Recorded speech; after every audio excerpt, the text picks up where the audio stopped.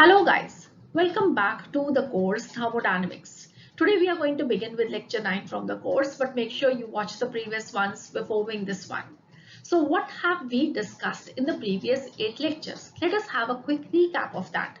Well, we started the discussion with what is a thermodynamic system, what are its surroundings, and what is that separates the system from the surroundings. Well, that is its boundary. And then moving further in the discussion, we learned how the system and the surrounding, they can interact with one another. So there is the interaction through the exchange of matter and energy between the system and the surrounding. Carrying on the discussion further with the exchange of energy, we learned that between the system and the surrounding, there can be exchange of energy in two ways. It can be either through work or it can be through heat. And then we've also learned a very important term related to the system, and that is called as the internal energy of the system. So internal energy of the system, we've already learned that we cannot measure it in absolute terms. So what we measure is only the change in internal energy of the system. So this change in internal energy, in fact, this is the link between the heat and the work exchange that is done between the system and the surrounding.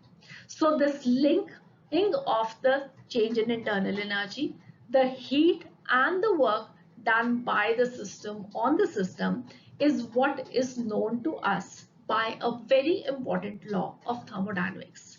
And this is the first law of thermodynamics that we are going to discuss today. And in fact, this is a very simple law, a law which you have already learned in your junior classes also. Really? Yes. Have you ever heard of something being said like that energy can neither be created nor be destroyed? It can only be converted from one form to the another. Yes, you've already studied it. This is the law of conservation of energy. And this is also the first law of thermodynamics. So you already know the law. What you have to learn about is that there are so many other definitions of the law of conservation of energy in various forms. You are learning about it, and well, we are going to club all those definitions of the law of conservation of energy into one single heading, first law of thermodynamics. So we will be learning a few definitions of the law, and then we are going to see how we can apply this law to the study of the thermodynamic processes as we are discussing the gaseous system. So how the piston is moving, how the system is getting heat, how it is doing work, well, all these things, they are related with the first law of thermodynamics. So this is going to be a very important discussion which is going to be required again throughout your study of thermodynamics, and therefore, well, I hope you're going to enjoy your learning with me. You are going to be with me till the end. So let us begin the learning. I'm Dr. Ritu Johar, your educator from the course H2O, the A to Z of chemistry. So let us start.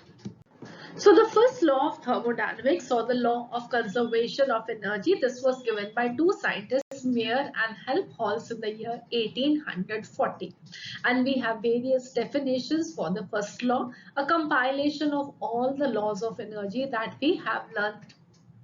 So let us learn them and revise them once again.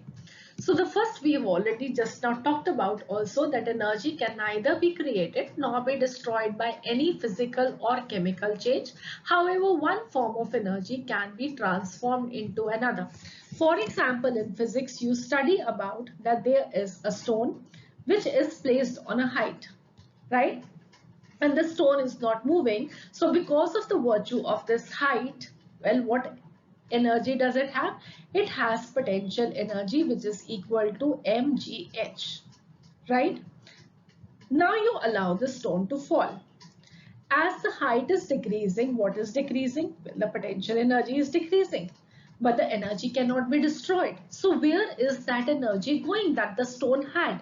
Well, that gets converted into kinetic energy because now the stone has started moving. So because of the virtue of its motion, now it has kinetic energy which will be equal to half mv square. And as the height keeps on decreasing, well, the potential energy will keep on decreasing and the kinetic energy will keep on increasing. And when it is just about to touch the surface, well, because the height has now become zero, so potential energy is going to become zero, and it is going to get all of it getting converted into kinetic energy. At the top, kinetic energy was zero. So what you are seeing is that potential energy, which was at that height, all of that got converted into kinetic energy. So we neither created energy nor we destroyed energy. It only got converted from one form to the another. And what we also understand is that the sum total of potential energy and kinetic energy, this was throughout constant. At the start, it was potential energy plus kinetic energy, right? So kinetic energy was zero and this was mgh. So supposedly if it was some value x joules, right? So when it is going to touch the ground, well, this potential energy is zero and kinetic energy, the sum total would be again this x joules only. Okay, so I hope you understand this. And at every step, well, the sum total of potential energy and the kinetic energy, this is going to remain constant. So this is what you've already studied in physics. So what does this mean? What this means is that the sum total of all energies is going to remain constant. And here you have to remember a very important term, that is an isolated system. Because if in a system there is going to be some addition of energy, well, you cannot say that the sum total of all of its energy is going to remain constant. But if it is an isolated system which is neither gaining any form of energy or any form matter from anywhere else, for that system, the sum total of energies is going to remain constant. For example, if in an isolated system, we are doing some chemical reaction. So whatever is the energy of the reactants, and then what is going to be the energy of the products, well, that is going to remain equal. So the sum total of energy before the reaction, sum total of energy after the reaction, that is going to remain constant. So that is why we use the word isolated system. Okay, and then which is the best isolated system, the purest isolated system where there is going to be no loss of energy or matter, well, that is going to be the universe. So also here we can say that the total energy of the universe, this is constant, though the various forms, they are interconvertible. Now, what we have also learned is that the sum total of mass and energy of the universe is constant, though these are interconvertible through the Einstein's equation U equal to mc square. What was the need of this equation? When we started with the course on some basic concepts in lecture chapter number 1, what we learned was that in a chemical reaction, whatever is going to the mass of reactants, so if it is 1 and 2 reactant, whatever is going to be the mass of these two reactants, this is going to be equal to the mass of the products, right? So the mass of the reactants was equal to the mass of the products. And this is what we called as the law of the conservation of mass. But then when we studied about the nuclear reactions, there we studied that the mass of the reactants was not coming equal to the mass of the products. Why? Because some portion of this mass was getting converted into energy, and in case of the nuclear energy, a small change in mass produced a lot of energy. So for that, to compensate that the loss of mass was getting converted into energy, we had a change in the statement for the law of conservation of mass. Or you can say that we have a new modified statement for the law of conservation of energy, that the total sum of mass and energy, because these are the two modes of interaction between the system and the surrounding, the total sum of mass and energy of the universe, this remains constant, but these are again interconvertible by the relation U equal to mc square, where U is going to be the energy, M is going to be the mass, and C is going to be the speed of light. Right? So this is another statement for the first law of thermodynamics. Now all these statements, why are we learning in this course on thermodynamics? Because we have to apply This first law related to the thermodynamic processes. In thermodynamic processes, well, we are talking about some machines, right?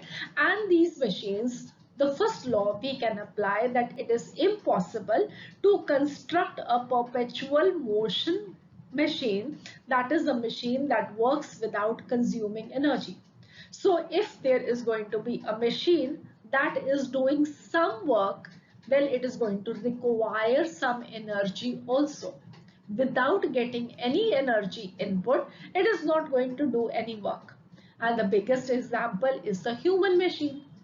We are able to do work when only we get energy in the form of food. If we do not get food, well, we are not going to have an energy and we are not going to do any work, right?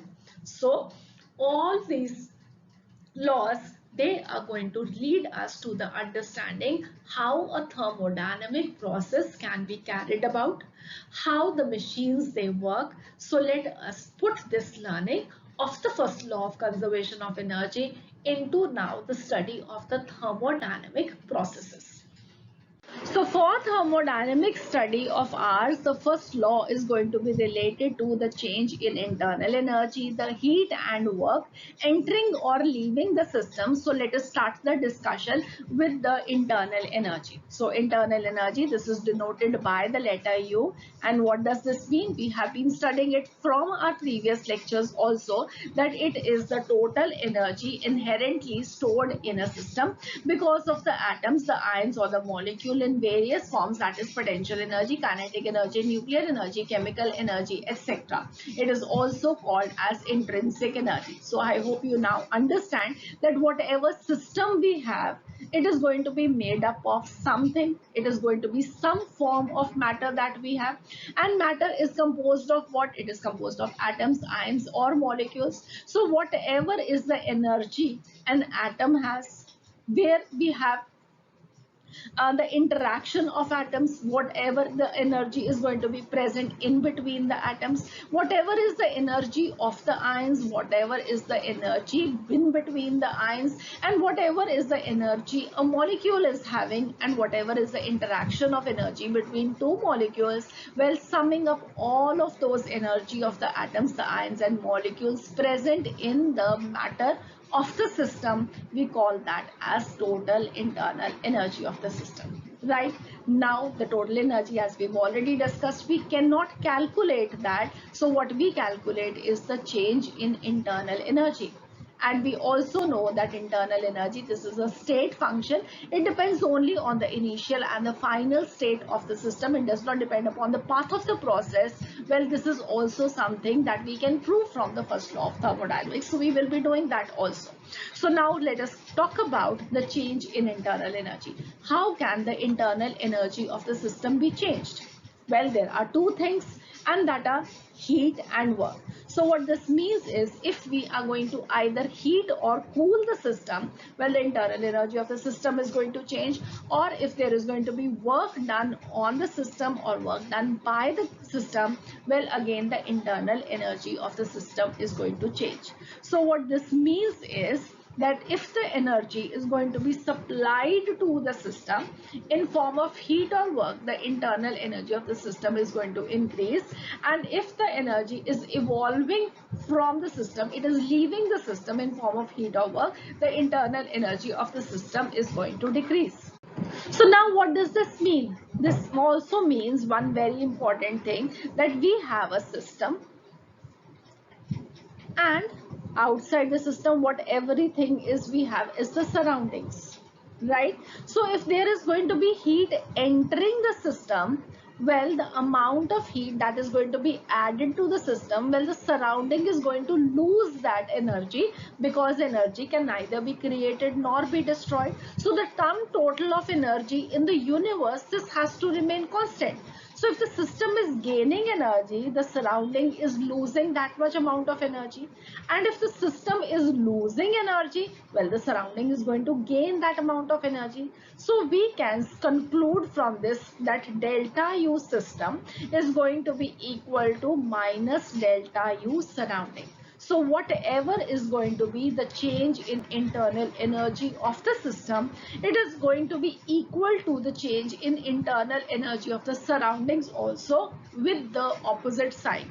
If the system is gaining energy, the surrounding will lose that much amount of energy, and if the system is losing energy, the surroundings are going to gain that much amount of energy. So how does this come from? This comes from the first law of thermodynamics, that energy can neither be created nor destroyed. The sum total of energy of the universe, this has to remain constant.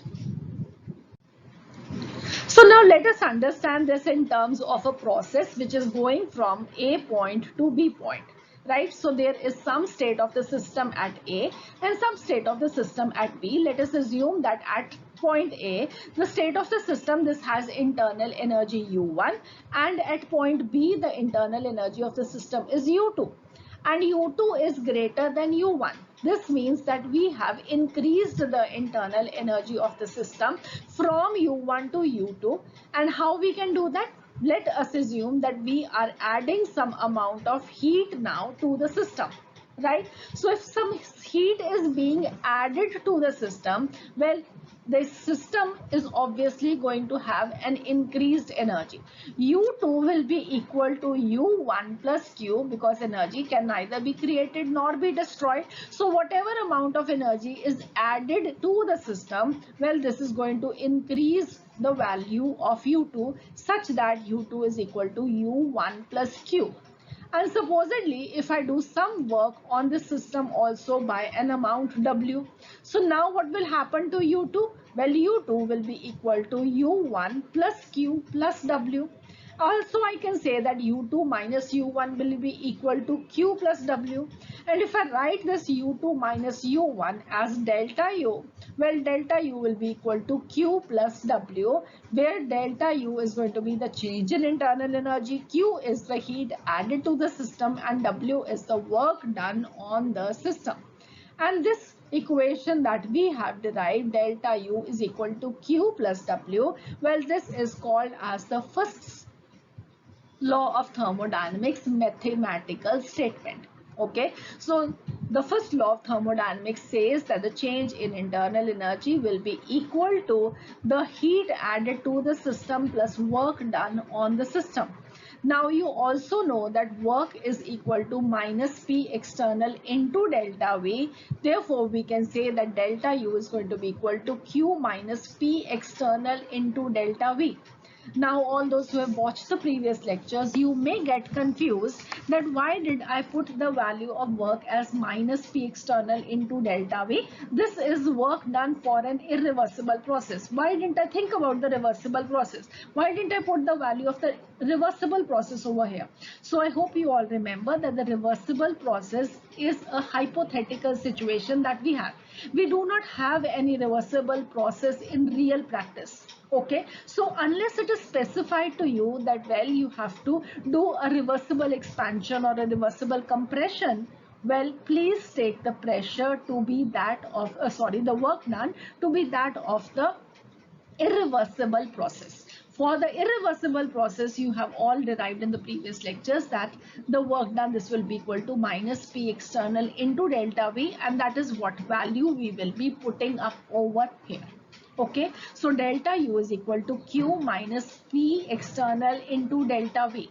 So now, for all of this, what is going to be very important, that you should remember the sign conventions that we have learned for Q and W. That is very important, that you put them very properly over here for the various processes. So just let us quickly revise those sign conventions that you do not make a mistake.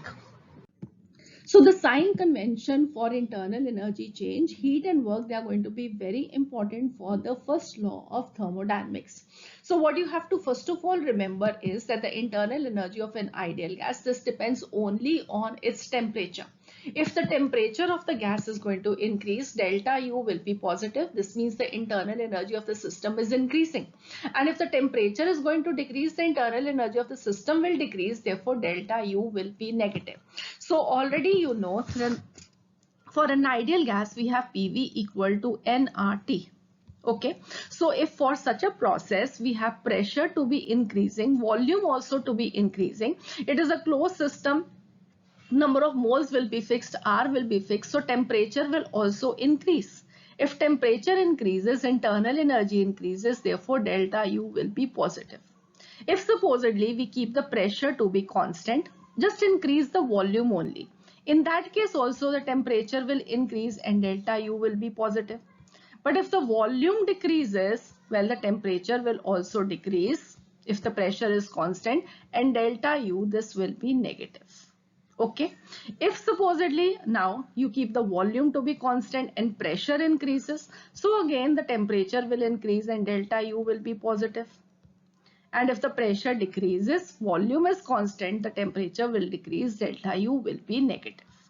Okay, so this is how you will be seeing that the temperature change is taking place or not. And if the temperature is going to increase, delta U is positive. If the temperature is going to decrease, the delta U will be negative.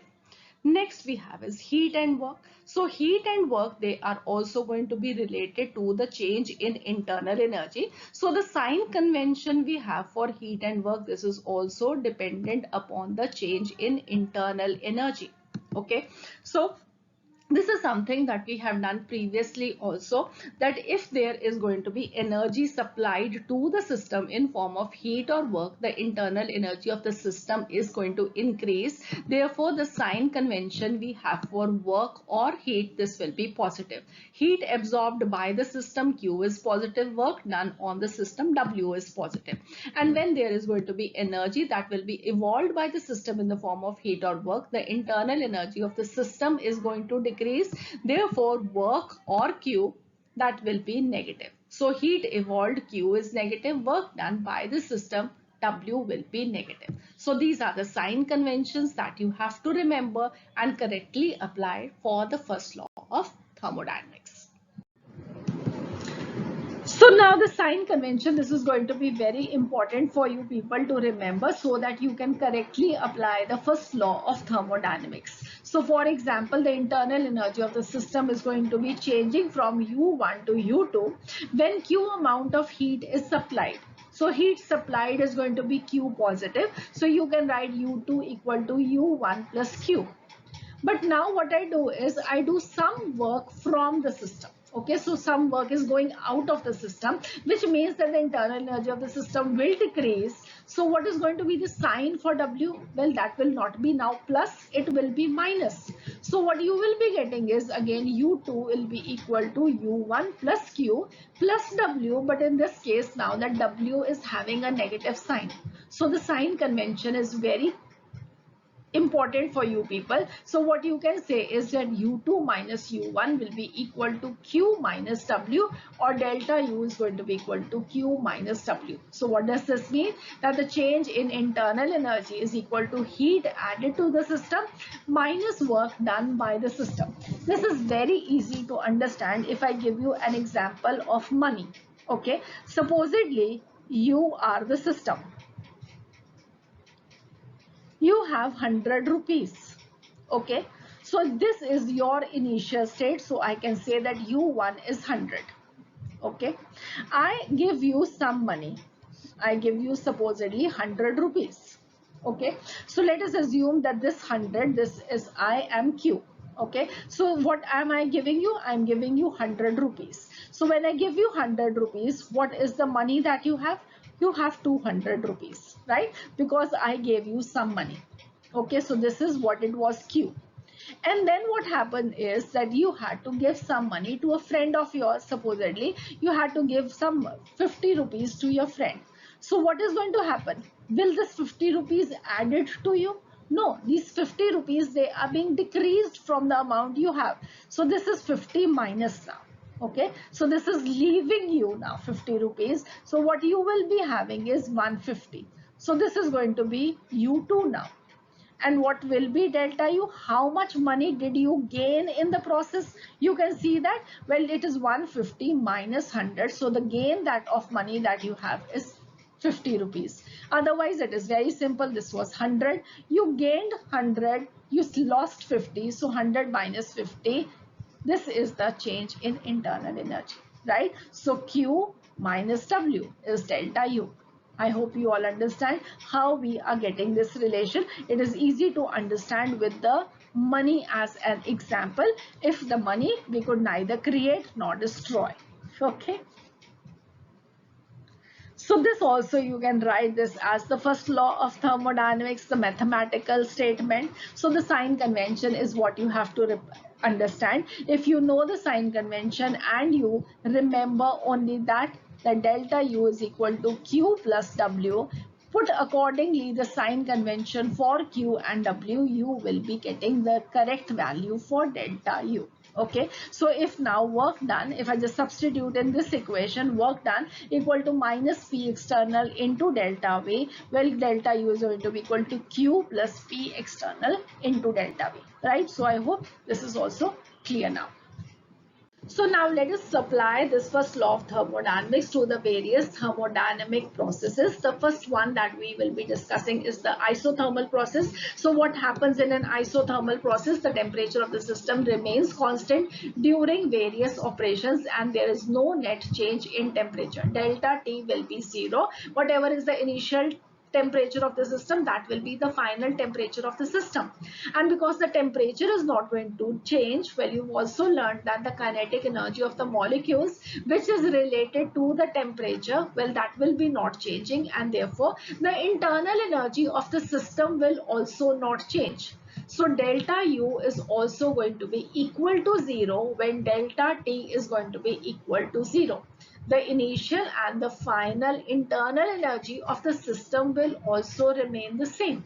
So now let us apply the first law of thermodynamics to the isothermal process, and you have learned in detail the isothermal process in the past two lectures. So you know that we can carry out the isothermal process in the reversible as well as the irreversible conditions. So first of all, let us see for the isothermal irreversible change how we are going to apply the first law of thermodynamics. So the general expression for first law we have is delta U is equal to Q plus W, but now delta U is 0. So what we can say is Q will be equal to minus W, or we can say that Q will be equal to P external into delta V, or P final minus Pi, because W was equal to minus P external into delta V, right? So whatever is going to be the amount of heat that will be entering the system, that will be equal to the external pressure into the change in volume.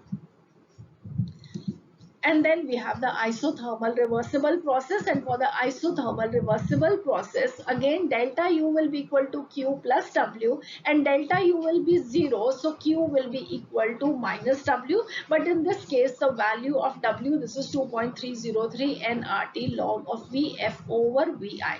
So this will be a negative sign for work, and negative into negative will become positive. So Q will be equal to 2.303 nRT log of Vf over Vi, or in terms of pressure it will be Pi over Pf. The derivations for work we've already done in the previous lectures. So if you're just watching this lecture, please watch the previous lecture how we derive the expression for work done in the isothermal reversible as well as the irreversible change.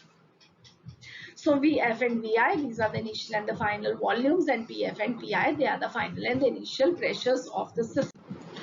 So the next we have is the adiabatic process, and this is something that we learned in the initial learning of the thermodynamic processes, that adiabatic process is that process in which there is no heat change occurring between the system and the surrounding during any step of the process, such that dq will be equal to 0.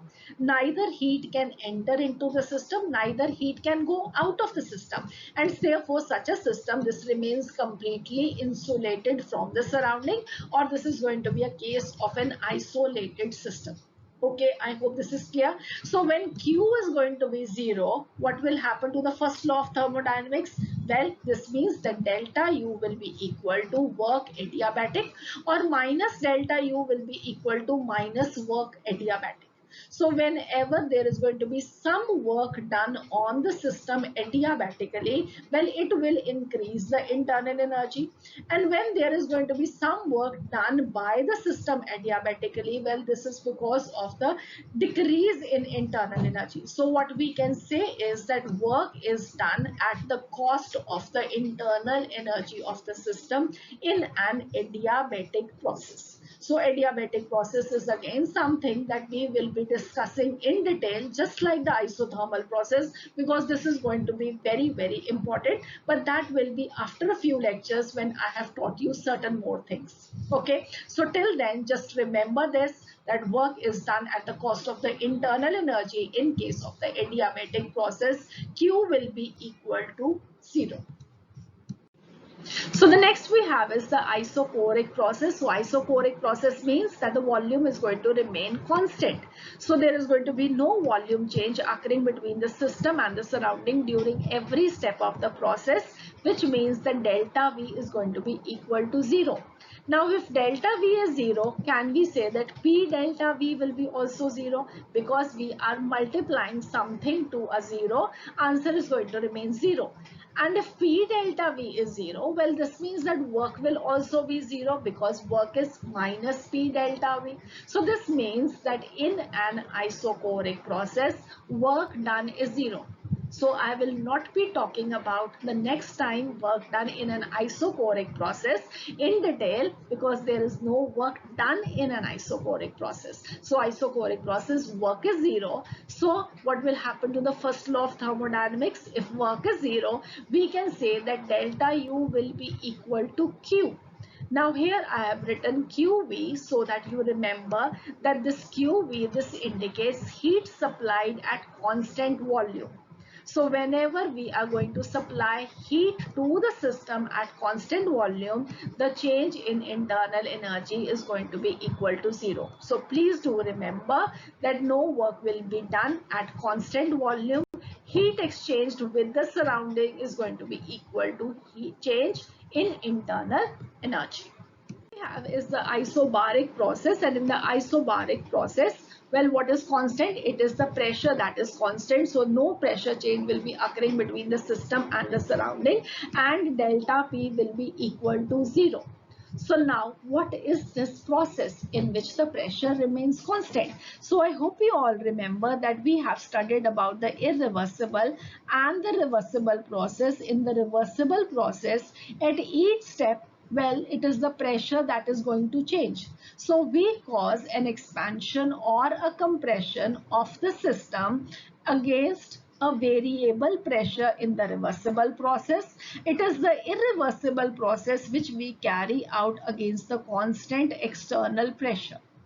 Right, so I hope you all remember. So what is going to be an isobaric process? It will be a irreversible process, because here the pressure is going to remain constant. So let the volume change from V1 to V2, and Q is the amount of heat that is absorbed. So we will be doing an expansion work by the system, and this expansion work you can write that as minus P into delta V. Right? Now, what do we have by the first law? The first law says that delta U will be equal to Q plus W, or you can say that Q will be equal to delta U minus W. Agreed? So now when the pressure is constant, well, we write this Q as del QP, a heat which is supplied at a constant pressure. So this will be equal to delta U minus P delta V, or delta U plus P delta V. All right. So now what is delta U? Delta U is U2 minus U1. So just let us write U2 minus U1 plus P into V2 minus V1, because delta V is V2 minus V1, the final volume minus the initial volume. So just to open up these brackets, what you can write this as is U2 plus PV2 minus U1 plus PV1. Okay, and Here this U2 plus PV2 we are writing is as H2, and U1 plus PV1 we are writing it as H1. Now what is H2 and what is H1? Well, these are the enthalpies of the system in the final and the initial state of the system. I am not going to talk more about what do we mean by the enthalpy of a system. We will be discussing in detail about this in the upcoming lectures. But this is how we have derived it. I will be talking again about it when I will be talking about what do we mean by this enthalpy. Okay, but I hope you now understand what is happening in an isobaric process. In an isobaric process, we are doing a process at a constant pressure. So the process is going to be an irreversible one. Okay, I hope this much is clear. So now let us see how much we have gained from this lecture so far with the help of a question. The lecture is not finished yet, but there is a question in between. So let us see the question. What is the sign of delta U, Q and W in the following thermodynamic processes for an ideal gas? There are 4 diagrams that we have. Let us discuss them one by one. What will be delta U, Q and W in all of these 4 processes? So the process, this is going from A to B. So what you can see in the first one is that we have, well, the process from A to B, what is happening to the pressure? Well, the pressure is increasing. What is happening to the volume? Well, the volume is also increasing. And as the pressure and volume, they are increasing, well, the internal energy of the system is going to increase. Why is it going to increase? Because it is an ideal gas, and for an ideal gas, PV is going to be equal to nRT. Right? So if I just write it down, so PV is going to be equal to nRT. So if we have taken some moles of a gas, okay, R is going to be a constant, so N is also a constant. If the pressure is going to increase, the volume is also going to increase, the temperature is also going to increase. And when the temperature is going to increase, well, the internal energy of the system is also going to increase. Okay, so therefore what we have is that delta U is going to be equal to positive. Now, what do we have for the sign of work? So work, as you can see over here, that from A to B, the volume is increasing. So if the volume is increasing, what is happening? Well, it is an expansion process that is taking place. Expansion process is taking place, work is done by the system. And when work is done by the system, well, the sign for work is going to be negative.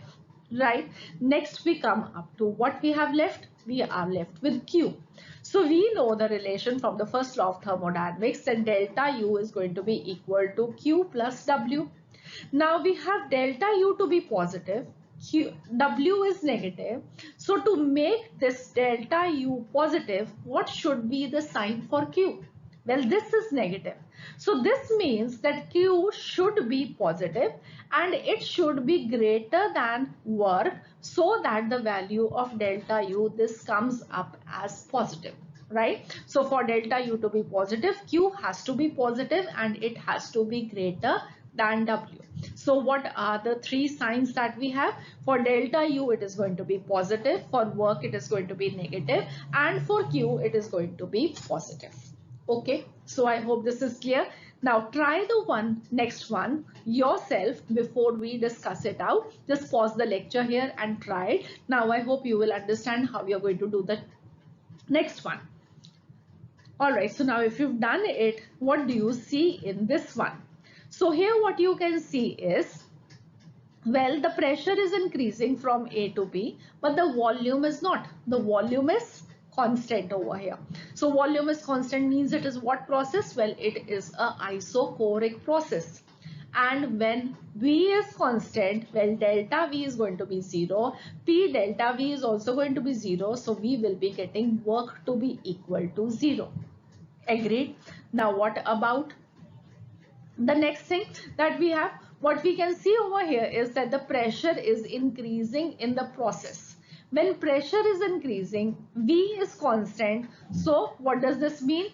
P into V is increasing. If P into V is increasing, again It is going to be temperature that will be increasing, and if temperature increasing, the internal energy of the system is also going to increase, and we will have delta U to be positive. So we have the next thing, delta U is positive. Now what about Q? Well, the work is 0, delta U is positive, so there has been increase in the internal energy of the system by absorption of some amount of heat, because it has to come from somewhere. So that heat is coming from the surrounding. That means heat is being added into the system, so Q is going to be equal to positive. Okay, otherwise also, well, delta U is going to be equal to Q plus W. So if this is positive, W is 0, so Q is going to be positive and equal to delta U. Okay, the next one, let us see that. So here what you can see is, well, the pressure is constant and the volume is increasing. So this is what process? This is the isobaric process. And in the isobaric process, well, we have a constant external pressure over here, and what do we have? There is a change in volume, and the volume, you can say, from A to B, this is increasing. So again, P is constant, volume is increasing, work is done by the system, so everything is going to be in accordance with this. So expansion work is being done, so work is going to be negative. Alright, so internal energy is going to be positive, and Q, this is going to be equal to positive, as we have done for part A. Next, now what you can see is, this is a PT diagram, right? So it is pressure versus temperature graph. So here what you can see is, well, the pressure is increasing and the temperature is constant, right? So the temperature is constant. What process it is going to be? It is going to be an isothermal process. So for an isothermal process, T is constant, and when temperature is not changing, well, the internal energy of the system is also not going to change. Therefore, delta U is going to be equal to 0. Okay. So now the pressure is increasing. If pressure is increasing, from here what will you get? T is constant, N is constant, R is constant. So we have the relationship between pressure and volume. If pressure is increasing, well, the volume is going to decrease. Volume decreasing means that it is compression that is taking place. It is work done on the system. When work is done on the system, well, work is going to have a positive sign. Okay, and because delta U is going to be equal to 0, work is positive, what will be Q? Well, Q is going to be equal to minus W, so we will have a negative sign for Q. Work is done on the system and heat is being liberated outside. Okay, so I hope so far what we have discussed, everything is clear to you people. Great. So the next we have is a cyclic process, and I hope you all remember what is a cyclic process. It is a process in which a system, after completing a series of changes, returns to the original state. So what this means is that if we start a process at point 1 to 2 to 3 to 4 and it again returns back to point 1, such a process we will be calling it as a cyclic process. So the initial and the final state of the system is the same. And what are state functions? State functions are those functions which depend only on the initial and the final state of the system.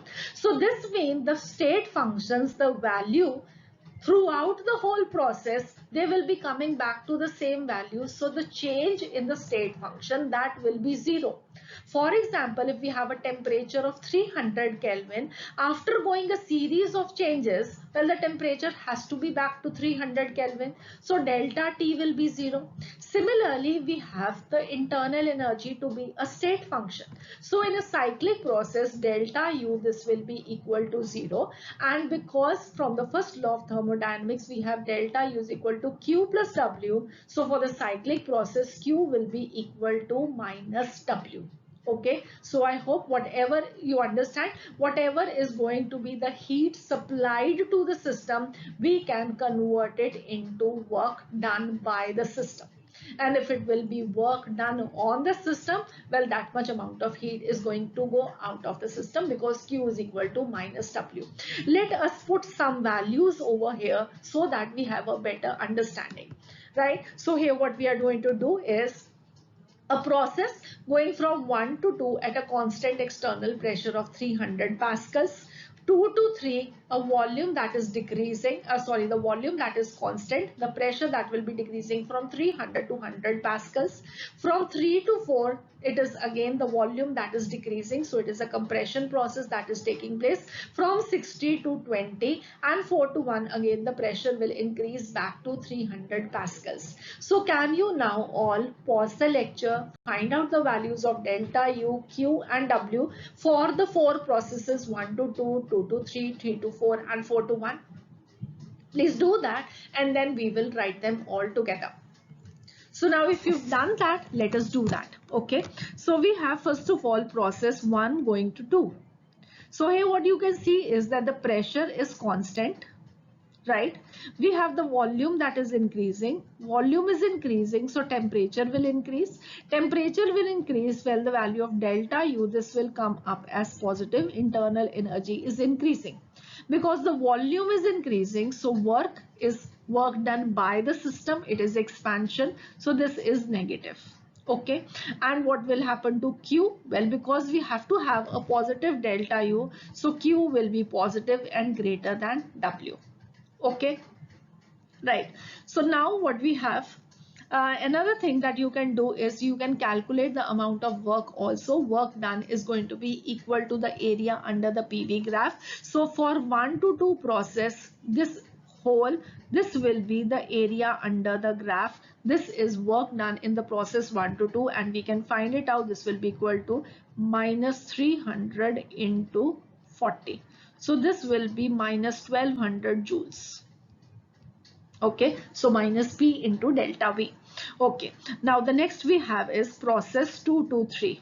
So in 2 to 3, what you can see is that the volume is constant. So this is an isochoric process. 1 to 2 was an isobaric process. Okay, and here the pressure, this is decreasing. Pressure decreasing means according to PV equal to nRT, the temperature will decrease. Temperature decrease means delta U, this will become negative. Okay, and because the pressure is decreasing well, the volume, this is constant, so this means work done will be equal to 0 and Q will be equal to delta U, so Q will be negative. Again, next one, move on to 3 to 4. So in 3 to 4, what is happening is that it is going to be a decrease in volume. So volume is decreasing, pressure is constant. Volume is decreasing, so again the temperature will decrease according to PV equal to nRT. Therefore, delta U, this will again be negative.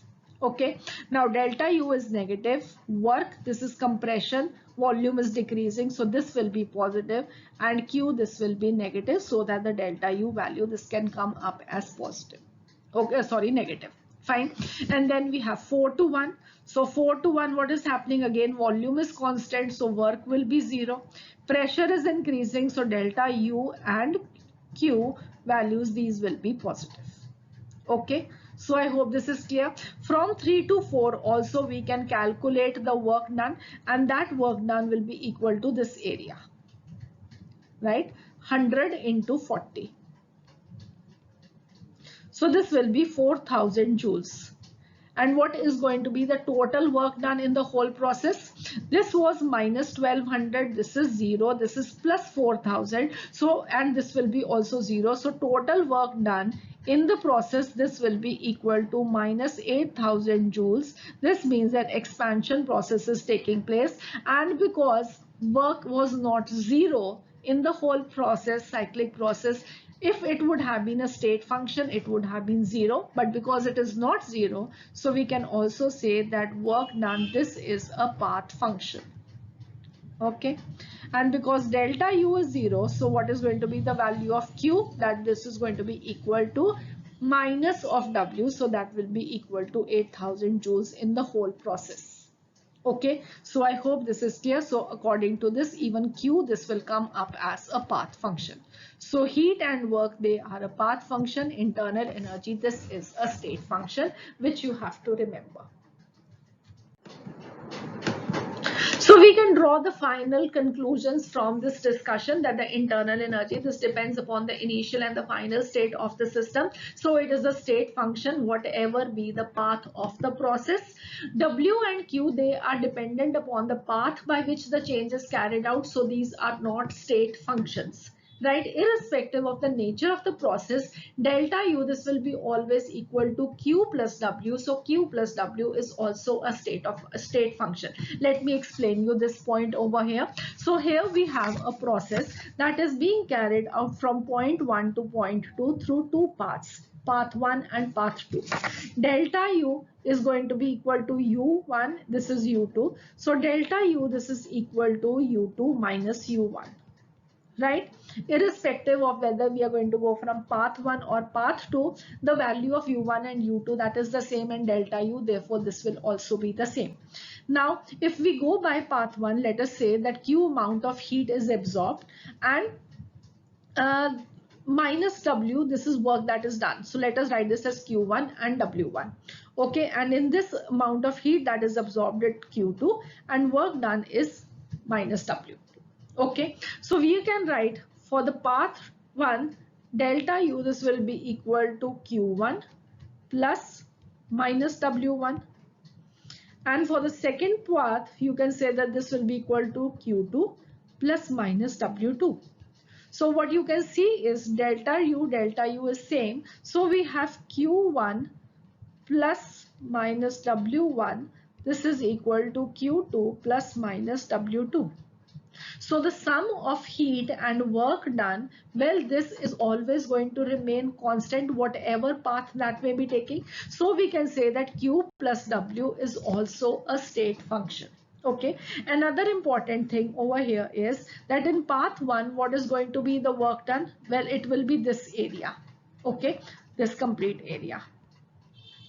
In path 2, what will be the work done? Well, it will be this area. So this means W1, this is greater than W2. And because the sum of these two, this is equal, so this means Q1, this will be less than Q2. Again, this is a very important conclusion that we can draw from this diagram. Okay, so I hope you will remember the whole discussion. I have covered everything that can be asked in your examination. So that would be all for this lecture. I hope you enjoyed your learning with me. You now know what is the first law of thermodynamics. And how is this asked in the examination? Well, there are going to be many questions, many numericals being put on the law. But we've not discussed even one. So why? Well, this is because we are going to do that in the next lecture. So the next lecture, in fact, is not going to be the discussion of the questions related to the first law. Well, all the 9 lectures we've discussed till now, the previous year questions, we are going to discuss them in the next lecture. So your homework for today is that please do study all these 9 lectures, revise your concepts so that we can do the numericals together and then enhance our learning. So see you again. Have a nice day. Bye bye.